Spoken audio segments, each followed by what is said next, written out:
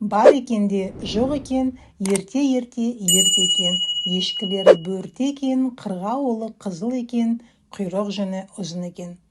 Бұрында қаңбақ шал деген шал болыпты. Ол шал мал мен басқа зар болыпты, кедейліктен шықпапты. Ол ау салып, балық ұстап, солай күнін көріпті.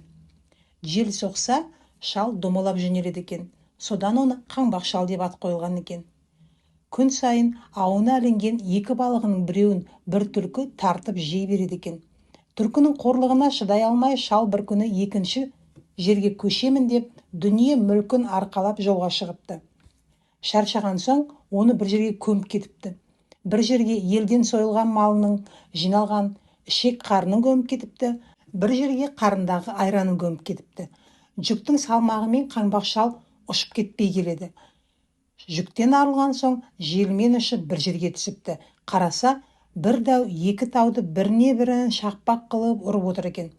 Дәу одан: "Қайда бара жатқан шалсың? Кел екеуміз күш сынасайық" деп, қазандай бір тасты көтеріп аспанға лақтырып жібереді де, қайта қағып алып: "Ал шал, енді сен осылай істеші" дейді. Шал сасқалақтап қайтерін білмейді. Тасты құшақтап біресе аспанға, біресе төменге, жерге қарап тұрады. Сонда дәуі оған айтады: "Неғып тұрсың, лақтыр" дейді.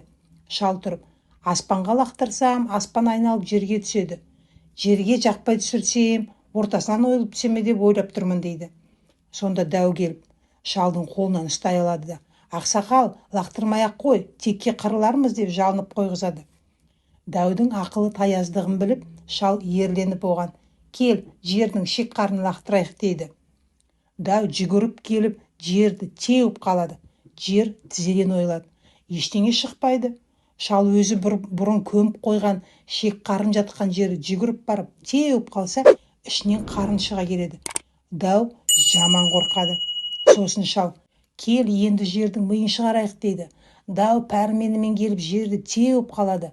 Жер тағы да тізеден ойылады. Ештеңе шықпайды. Шал манағы айран көміп кеткен жерді жүгіріп барып теуіп қалса, бұрқ етіп айран шыға келеді. Дәу одан бетер қорқады. Мына шал не деген орасан күшті деп, шалдың айтқанын істей береді. Ақыры шал одан қалай құтыларын білмей: "Енді қайт үйіңе, ертең бізге қонаққа кел" дейді. Дәу жарайды деп кетіп қалады.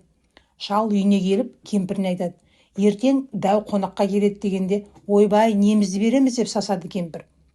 Шал тұрып: "Ертең дәу келгенде мен есіктің алдында отырамын. Сонда сен оның көзінше: 'Не істеймін, шал' деп маған қара. Мен не десем, соны істемекші болып, пышақты алып тұра ұмтыл" деп кемпірін үйретіп қояды. Ертеңіне 3 дәу келіп, досының үйіне отырады.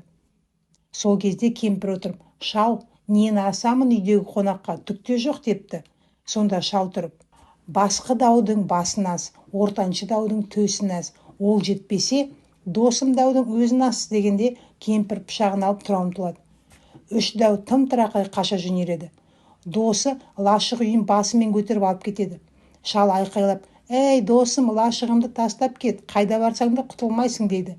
Дәу лашықты тастай сала қашып бара жатса, баяғы шалдың балығын тартып жіберетін түлкі жолығады. "Тақсыр, қайдан қашып келесің" дейді түлкі. "Бір пәле шалдың қырсығынан құтыла алмай қашып келеміз" дейді дәулер. Түлкі: "Сол қаңбақ шалдан қорқып жүрсіңдер ме?